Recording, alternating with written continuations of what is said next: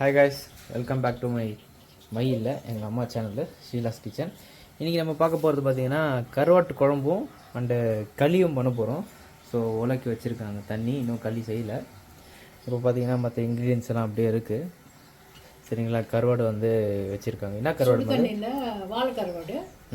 சுடு தண்ணியில் கொஞ்சம் சுடு தண்ணி ஒரு கப்பு ஊற்றி அது கொஞ்சம் ஊற வச்சுருக்கேன். கொஞ்ச நேரம் ஒரு 10 நிமிஷம் போதும். அதுக்கு என்னன்னா அதில் உப்பு இருந்துச்சுன்னா வெளியே வந்துடும். அப்போ க்ளீன் அப்படி போடணும். புளி ஒரு சின்ன ஒரு கிண்ணத்தில் புளி ஓகே, அது தக்காளி ஒரு 5 தக்காளி, கொத்தமல்லி, சின்ன வெங்காயம் கொஞ்சம் போட்டுருக்கேன், பெரிய வெங்காயம் கொஞ்சம், பூண்டு, அவ்வளோதான். அதுக்கு இது மசாலா வீட்டு மசாலா. எண்ணெய் ஊற்றி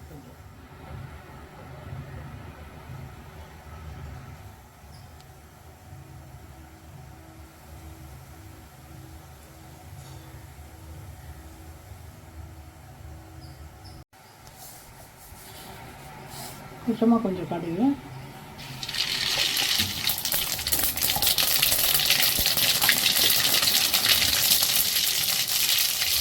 கொஞ்சம் சீரகம்,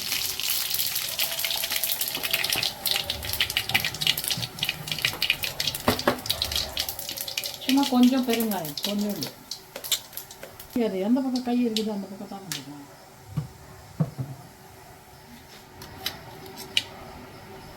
வெங்காயம் போடணும். பெரிய வெங்காயம், இப்போ சின்ன வெங்காயம் கொஞ்சம் அதை நடுவில் சின்ன கட் பண்ணி போடுங்க. இதுக்கே அருமையாக இருக்குது ஸ்மெல்லு இந்த பெருங்காயம்ல. பெருங்காயம் எதுக்குன்னா கொஞ்சம் ஜீரணம் ஆகுது. ஏன்னா கருவாடு குழம்பு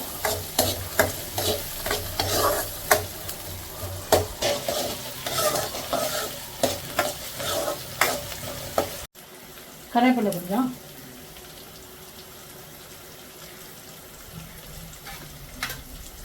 அப்புறம் பூண்டு நசுக்கி வச்சுருக்கிற பூண்டு கொஞ்சம்,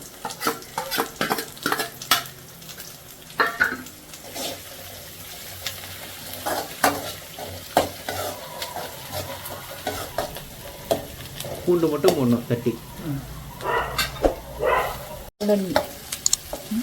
கோல்டன் ஃப்ரை ஆகிற மாதிரி கொஞ்சம் கோல்டன் போதும், நிறைய ஆகக்கூடாது. அப்போ தான் குழம்பு நல்லாயிருக்கும். இப்போ இது கொஞ்சம் இன்னும் கொஞ்சம் நேரம் ஒரு 2 நிமிஷம் பண்ணால் போதும். அது அதுக்கு ஃப்ரை கொஞ்சம் கம்மியாக இருக்கணுன்ற. ஓகே, இது நம்ம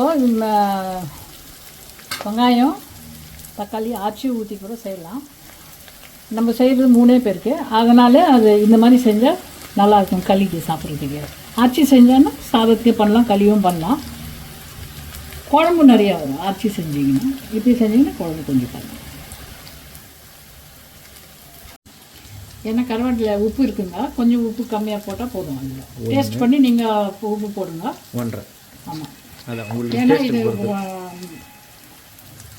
பெஸ்ட்டாக ஊற்றிக்க, அதான் கொஞ்சம் சாஃப்டாக வெந்துடும், சீக்கிரம் வெந்துடும். அதுக்காக இந்த இது போடுறோம் உப்பு.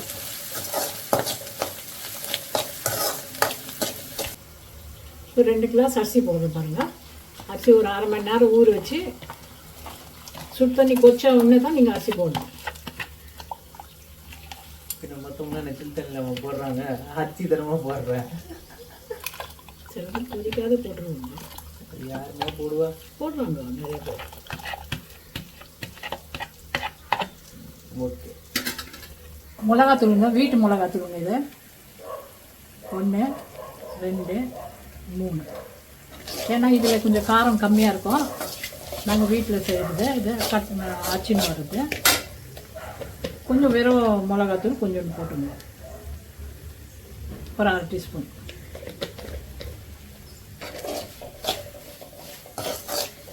இது ஏன் எண்ணெயில் கொஞ்சம் போடுறேன்னா கொஞ்சம் ஃப்ரை எண்ணெயில் கொஞ்சம் இதானா அந்த ஒரு ஸ்மெல் நல்லா பச்சை வாசனை எல்லாம் போயிடும். இதே வாசனை அடிக்கும். இப்போது தக்காளி போடணும்.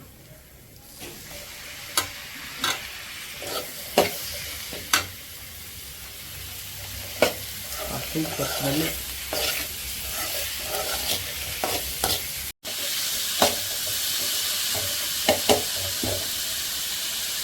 இது எவ்வளோ நேரம் ஆகணும்? இது ஃபுல்லாக நல்லா மசிஞ்சிட்டோன்னே அப்புறமா தான் நீங்கள் புளி தண்ணி ஊற்றணும். ஓகே, வெறும் தண்ணி, புளி தண்ணி ஊற்றணும். ஆமாம், புளி தண்ணி ஊற்றணும். இது தக்காளி கொஞ்சம் நசக்கிற மாதிரி இல்லைன்னு நினைக்கிறேன், ஸ்மாஷ் ஆகல. அதனால் இது என்ன பண்ணோம், ஒரு அரை டம்ளர் தண்ணி ஊற்றுங்க. ஆகலைன்னா ஊற்றலாம். ஏன்னா அது கல் மாதிரி இருக்குது தக்காளி. கல் மாதிரி இருக்குது தக்காளி. இப்போ அது நல்லா வெந்து நல்லா நசுக்கிடுச்சுன்னா அப்புறமா இப்போ பாருங்கள் கொதிக்குது பாருங்கள்.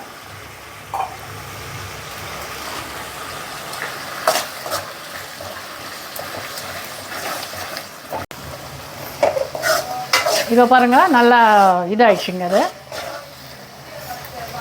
ஃபுல்லாக தக்காளியெல்லாம் நல்லா நசங்கிடுச்சு பாருங்கள், நல்லா ஸ்மாஷ் மாதிரி ஆயிடுச்சு. இப்போ நீங்கள் என்ன புளி ஊற்றணுங்க, எலுமிச்சி பழம் சைஸ்க்கு புளி போட்டு அது தண்ணி எடுத்து வச்சுருக்கேன். ஏன்னா இது மோஸ்ட்டாக தக்காளி போட்டு தான் செய்வாங்க, புளி போட மாட்டாங்க நிறையா. நான் புளி போடுவேங்க.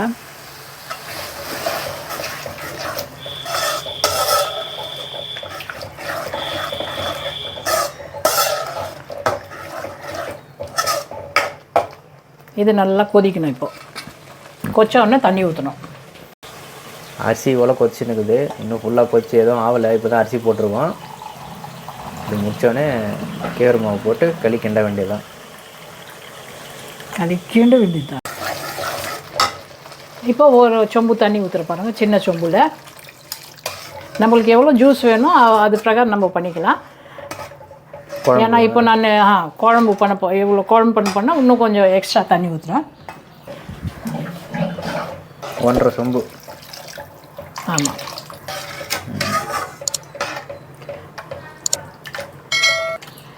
இது ஒரு 5 நிமிஷம் நல்லா கொதிக்கணுங்க. இது பந்த் பண்ணி கவர் பண்ணி வச்சிட்டோன்னா கொச்சிடும். இப்போ பாருங்கள் நல்லா கொச்சிட்டு பாருங்கள், அதெல்லாம் திக்காயிடுச்சுங்க. இது இப்போ கருவாடு போட்டுடணும்.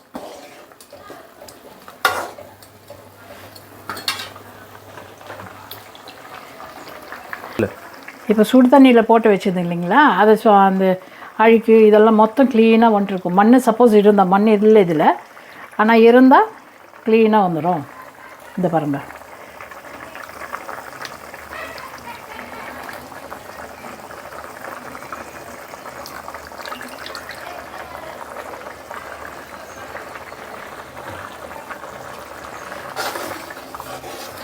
இது வாழை கருவாடுங்க. இது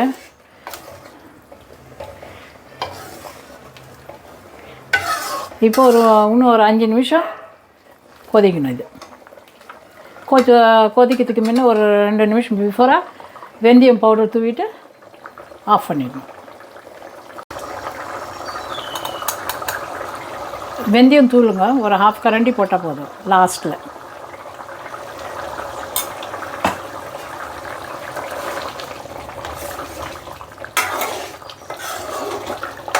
இப்போ ஒரு 10 செகண்ட் கொச்சா போதும். அது வெந்தயம் தூள் போட்ட உடனே அப்படியே கொத்தமல்லி கொஞ்சம் ஒரு 10 செகண்ட் கொச்சா போதும். அது இப்போது கொத்தமல்லி கட் பண்ணி போடுங்க.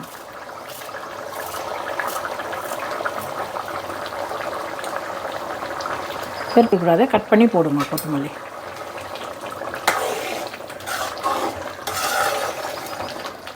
இப்போ பாருங்கள் நல்லா திக்காயிட்டு அப்படியே கருவாடு நல்லா வெந்துச்சு பாருங்கள். ரொம்ப நேரம் ஆகாது கருவாடு வேகிறது, டப்புன்னு ஆகிடும் இல்லை. ஒரு 5-10 நிமிஷம் இருந்தால் போதும், கருவாடு வெந்துடும். ஓகேங்க, இது ஆயிடுச்சுங்க. இப்போ பந்த் பண்ணிடணும், அவ்வளோதான். சொல். ஒரு 1/2 டீஸ்பூன் உப்பு போடுங்க. சாதம் வேகும்போது அதில் போடுங்க களிக்கு. இப்போ சாதம் நல்லா வெந்துச்சுன்னா பாருங்கள், நல்லா வேகணும். அது நல்லா வெந்துச்சுன்னா, இன்னும் வேகலை, வெந்துனே இருக்கும். இப்போ கேவரு மாவு வச்சுன்னு எடுத்து எப்போவுமே போய் அரைச்சின்னு வச்சுக்குவேன். 2 கிலோ அரைச்சி வச்சுக்குவேன் வீட்டில். அதை அடிக்கடி நாங்கள் கேவரு மாவு களி செய்வேன் எப்போவுமே. அதனால் இப்போ கேவுரு மாவு வாங்கியிருக்கு. இது சாதம் வெந்தோடனே அப்புறமா போடணும். இப்போ பாருங்க அரிசி கொஞ்சம் வெந்துச்சிங்க நல்லா. இதை பாருங்கள் நல்லா வெந்துட்டுக்குது சாதம். இப்போ நீங்கள் என்ன பண்ணால் இது பாருங்கள் தண்ணி எவ்வளோ இருக்குது பாருங்கள், இவ்வளோ தான் தண்ணி இருக்கணும். இப்போது மாவு போடணும்.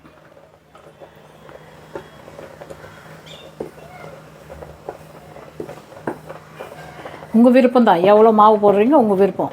இந்த மாதிரி கொம்பு எதனா இருந்துச்சுங்கன்னா வீட்டில் மற்ற கொம்புங்க, மற்ற கொம்பு எடுத்து வச்சுக்கணும். நான் நிறைய மாவு போட்டு செய்வேன், அரிசி கம்மியாக போடுவேன் நான். ஏன்னா அரிசி நிறையா போடக்கூடாது, மாவு தான் நிறையா போடணும், அப்போ தான் களி.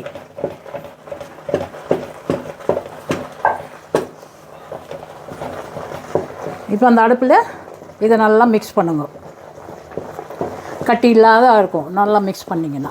சப்போஸ் தண்ணி தேவைப்பட்டுச்சுன்னா நீங்கள் நிறைய மாவு போட்டிங்க, ஸ்லோவில் வச்சிங்க. தண்ணி தேவைப்பட்டுச்சுன்னா சுடு தண்ணி பக்கத்துலேயே வச்சிங்க.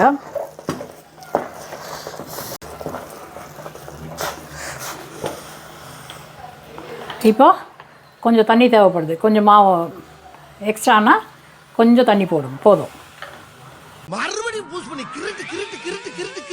போட்டு நல்லா மிக்ஸ் பண்ணுங்க, கட்டி இல்லாத மிக்ஸ் பண்ணணும். கிருட்டுன்னு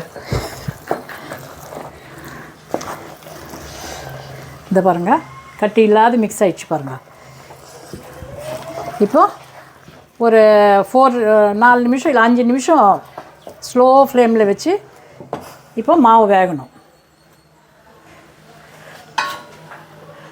மூடி போட்டு வச்சுருங்க ஸ்லோ ஃப்ளேமில். ஒரு 5 நிமிஷம் வெந்தால் போதும். இப்போ பாருங்கள் வெந்துச்சுங்க, இது 5 நிமிஷம் ஆகிடுச்சு, வெந்துச்சு. இப்போ ஒரு நல்லா மிக்ஸ் பண்ணிட்டுக்கிறேன் பாருங்கள். இப்போது உருண்டை பிடிச்சி வைக்கணும்.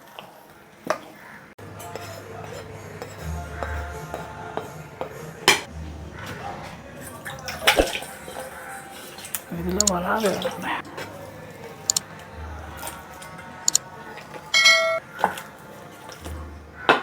எவ்வளோ வேணும் அவ்வளோ உருண்டை பிடிச்சிங்க.